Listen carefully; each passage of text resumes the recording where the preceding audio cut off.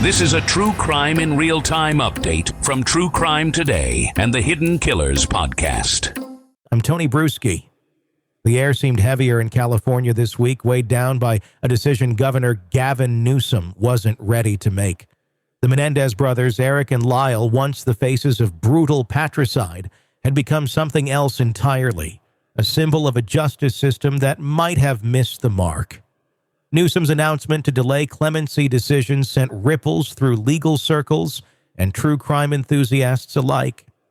His reasoning: a new district attorney, Nathan Hochman, is stepping into office, promising a thorough review of the case.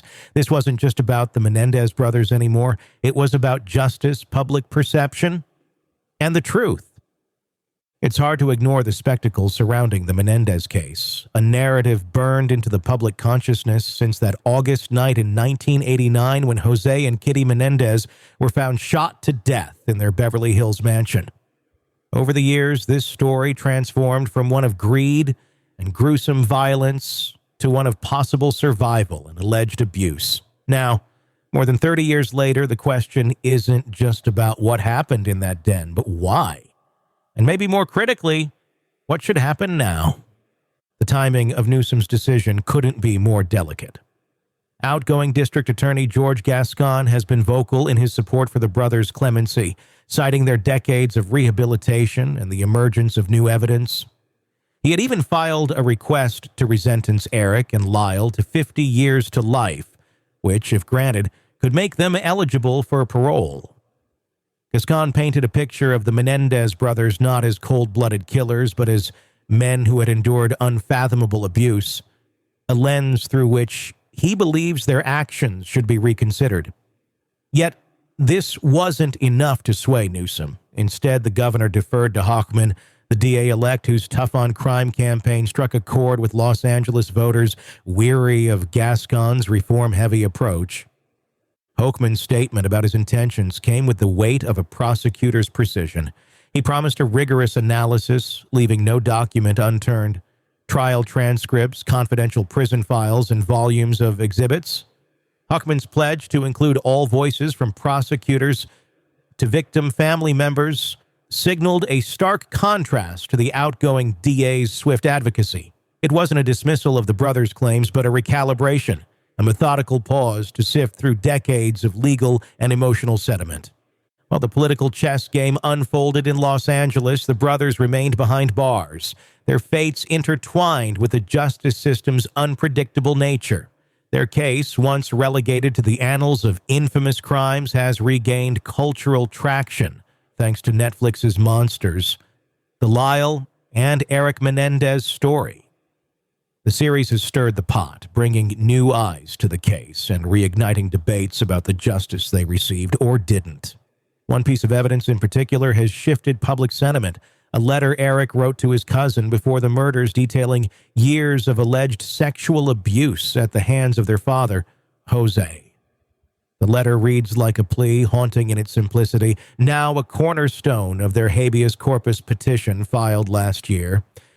The allegations of abuse aren't new, but have taken on renewed weight in this era of re-examining past wrongs. During the brothers' first trial in the 1990s, these claims were central to their defense, portraying the killings as acts of desperation, not greed. Yet the mistrial and the subsequent conviction seemed to overshadow the horror of what they endured. Now, with the Netflix series and public advocates like Gascon stepping forward, those allegations feel more critical than ever, a prism through which the brothers' actions might be reframed. Still, there's the undeniable evidence of what happened after the murders, the luxury spending spree, the flashy cars, the tennis lessons. It was behavior that prosecutors claimed was fueled by greed, not fear. It's this dichotomy that has kept the case alive in the public imagination for over 3 decades. The Menendez brothers aren't just defendants. They're characters in a tragic drama, one that exposes the messy, uncomfortable intersections of abuse, privilege, and justice. Hochman's upcoming review promises to bring clarity, or perhaps more questions. His emphasis on fairness and thoroughness has left the legal community and the public in suspense. Will his analysis validate Gascon's clemency push, Or will it cement the brothers' life sentences as just punishment? And how will Newsom, caught in the middle of a politically charged issue, balance public opinion with legal precedent? The Menendez case isn't just a story about two brothers and their parents. It's about the justice system's capacity to evolve, to consider new evidence. But for Erik and Lyle, the wait continues. Their lives hinge on this review, a process that will undoubtedly dissect their past, present, and possible future. Are we a society that believes in second chances, or do certain actions forever define a person's worthiness of redemption? As the legal machinery moves forward, this question lingers, haunting the edges of the Menendez brothers' case like a shadow that refuses to fade. The Menendez brothers' story, for better or worse, has become a lightning rod for discussions on justice, abuse, and redemption. But as the dust settles on Governor Gavin Newsom's decision to defer clemency, the focus now shifts to the broader implications of the case and what it reveals about the legal system and society itself. First, let's talk about the timing. On the surface, Newsom's move to delay the decision might seem calculated, even political, but it reflects a deeper complexity in cases like this. For years, the Menendez brothers were an open and shut example of calculated greed. The flashy spending, the entitlement, and the gruesome nature of the crime were enough to convince a jury to lock them away for life. But as the narrative shifted, so did the questions we're left to grapple with. How do we reconcile undeniable trauma with heinous actions? And how do we, as a society, decide who deserves redemption? Nathan Hochman stepping into the DA role complicates this even further. His promise of an exhaustive review is admirable, but what does justice look like in this context? Is it about acknowledging the alleged abuse that may have fueled the crime, or is it about holding individuals accountable no matter the circumstances? Hochman's reputation as a meticulous prosecutor suggests he won't be easily swayed by public opinion or Netflix documentaries. His approach will likely emphasize the evidence and legal precedent over emotional appeals, which could set the stage for a fascinating, albeit contentious, analysis of the case. And let's not overlook the role of the media in all of this. The Netflix series didn't just reignite interest in the Menendez brothers, it reframed their story for a new generation. The public, often swayed by dramatic retellings, has started to see Erik and Lyle as victims of their circumstances rather than cold-blooded killers. But while these narratives can shift public sentiment, they rarely hold up under legal scrutiny.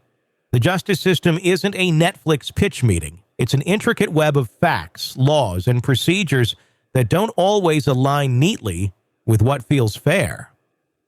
What's fascinating and perhaps unsettling about this case is how it forces us to confront the gray areas of morality and justice. Did the Menendez brothers endure horrific abuse? The evidence, including Erik's letter, suggests they might have. Does that justify what they did?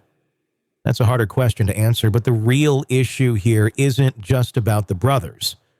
It's about how we, as a society, handle cases like this.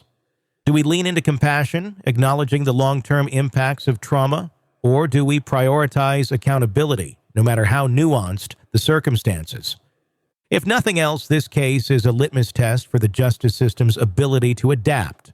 The push for resentencing, bolstered by new evidence and changing perspectives on abuse, suggests that reform is possible. But Hochman's methodical approach might pump the brakes on what some see as an inevitable outcome. And maybe that's not a bad thing. After all, the stakes are too high to rush to conclusions, whether it's granting clemency or reinforcing the life sentences. What happens next will undoubtedly set a precedent not just for the Menendez brothers, but for similar cases where trauma and crime intersect. But as we await Hochman's review and Newsom's eventual decision, one question remains. Are we ready to confront the uncomfortable truths that cases like this force us to face? That's all for now. We'll keep digging and getting you the facts. Thanks for listening, and be sure to press subscribe so you don't miss any of our updates.